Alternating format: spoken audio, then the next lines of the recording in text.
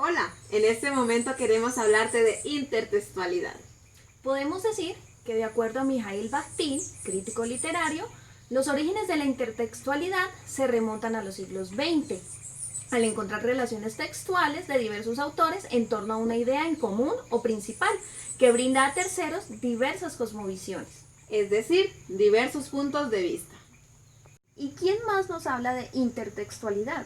Pues bien, Gerald Genette es un narratólogo que nos introduce a este término de intertextualidad y se refiere, nos dice que esta es una modalidad dentro de algo más amplio llamado transtextualidad, la cual tiene 8 subcategorías que nos permiten comprender la relación entre los textos literarios. ¿Quieres aprender más de ellos? Ahora hablaremos más acerca de transtextualidad. Bien, Doralí. Entonces nos dice que la transtextualidad son palabras textuales que son introducidas a otras fuentes o otras obras y estas pueden ser citadas o no. Entonces decimos que cuando estas no son citadas las llamamos plagio. Entonces, Doralí, ahora vamos a ver más a fondo las subcategorías de la transtextualidad. Listo. Primera subcategoría a la que llamamos intratextualidad. Bueno, la intratextualidad es la relación de un texto con otros escritos del mismo autor. Y esto lo podemos evidenciar, por ejemplo, en los escritos de la señora Ellen White, en el cual ella habla del encuentro con Jesús en la Nueva Jerusalén. Y entonces, ¿en qué libros nos habla de este mismo tema? Pues bien, en El conflicto de los siglos, El deseado de todas las gentes y en Historia de la redención. Muy bien. Esto también, Doralí, lo podemos observar en las películas de Tierra de Osos, en donde vemos en una de sus escenas saltando de felicidad al pez Nemo. Sabemos que el pez Nemo es de otra película llamada Buscando a Nemo. Ah, qué interesante esto de la intratextualidad. Cuando Sitka y Denaji están pescando al inicio de la cinta, si lo pausamos en el momento adecuado puede verse a un pequeño pez payaso aterrado, referenciando a Buscando a Nemo, la cual fue estrenada ese mismo año. Bien, ya hemos hablado de intratextualidad. Ahora es momento de hablar de la extratextualidad. Bien, en sí la extratextualidad es la relación que tiene un texto de un autor con otros textos de un autor diferente. Esto lo podemos evidenciar en la película de Shrek. Aquí, en esta película, han puesto personajes de otros cuentos de otros autores también. También encontramos otro ejemplo, donde el escritor George Knight, en su libro La Cruz de Cristo, en la página 168, evoca un concepto de la escritora Ellen de White, que encontramos en El Camino a Cristo, capítulo 2, página 15. Ah, ya sé de cuál me habla. Este texto dice que el pecador no podría ser feliz en la presencia de Dios, ya que le desagradaría la compañía de los seres santos. Exacto. Ahora vamos a hablar de interdiscursividad, que es la relación semiótica entre un texto literario con otros medios artísticos, como por ejemplo la pintura, la música, el cine, el teatro y otras cuantas más. Bueno, también podemos decir que semiología es la ciencia que estudia todos los modos de comunicación. Y más resumido aún, es todo lo que comunica, las miradas, los tonos de voz, la ropa que usamos y hasta nuestra forma de caminar. Por ejemplo, la obra maestra literaria estrenada en 1595 de Romeo y Julieta de William Shakespeare, ¿sí? Que ha tenido varias adaptaciones y representaciones en distintos formatos artísticos, como por ejemplo el cine y las obras de teatro. Hasta ha sido adaptada para los más pequeños. Exacto. Analizaremos la metatextualidad. Bien, la metatextualidad es la relación que une un texto a otro que lo menciona. Esto es a lo que llamamos relación crítica. Por ejemplo, la crítica que hace Ali Primera a la pobreza en su canción Techos de Cartón. Muy bien, qué triste. Se oye la lluvia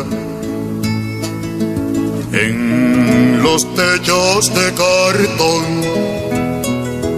Qué triste vive mi gente en las casas de cartón. Bueno, y ahora que hablamos de todo esto que viene relacionado a la textualidad, quisiera preguntarle, ¿cómo se le llama a eso de los títulos, los subtítulos, los capítulos, las ilustraciones, los prólogos y todos esos accesorios estilísticos que rodean a un texto central?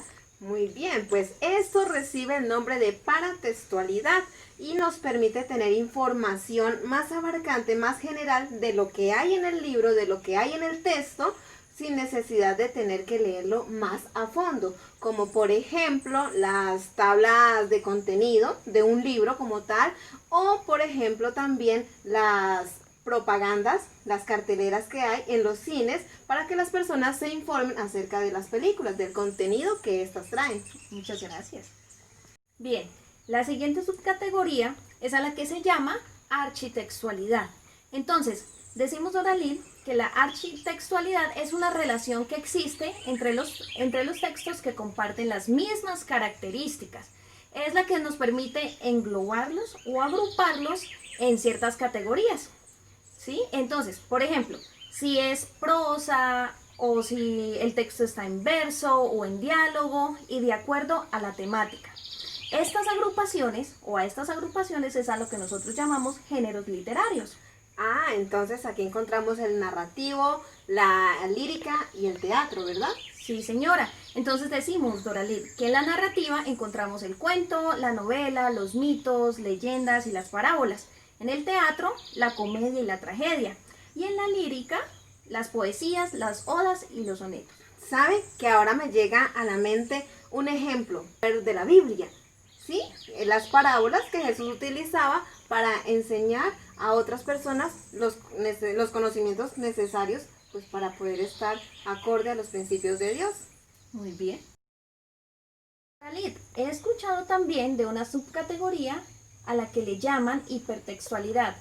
¿Sabe usted algo de eso?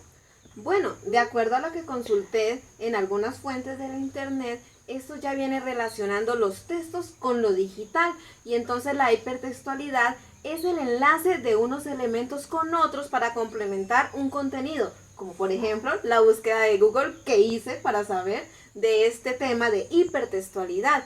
En esta búsqueda pude encontrar o elegir diferentes fuentes que me ayudaron a aclarar mis dudas, a aclarar pues este concepto de hipertextualidad. Y entonces, ¿cómo lo hacía? Sencillamente, al dar un clic ya tenía diferentes puntos o diferentes lugares en los cuales yo podría consultar. Muchas gracias. Lisa, así como hay hipertextualidad, también hay hipotextualidad. ¿La recuerda? Sí, señora. La hipotextualidad son los textos referentes de los que se han tomado para escribir otros. Por ejemplo, la Biblia es el hipotexto de los libros de la autora Ellen G. White. ¡Qué buen ejemplo!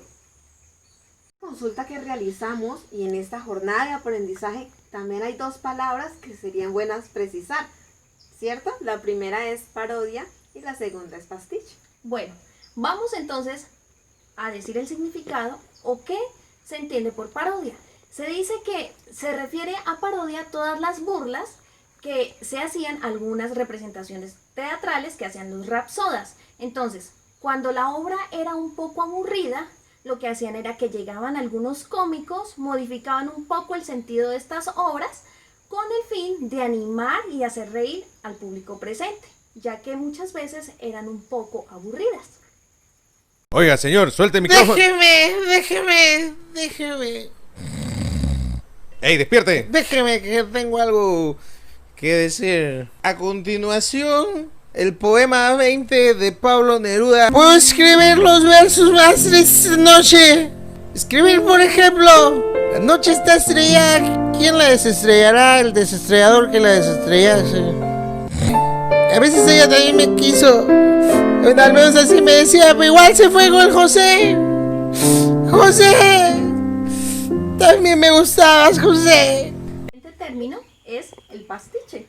Bien, el pastiche es una imitación que consiste en tomar diversos elementos y combinarlos de una manera que el resultado parezca una creación natural. Entonces se agregan detalles armoniosos para que esto sea un texto agradable para las demás personas y algunas veces esto o bueno, generalmente es lo que llamamos plagio, porque es de otra persona que lo adecuamos como si fuese nuestro.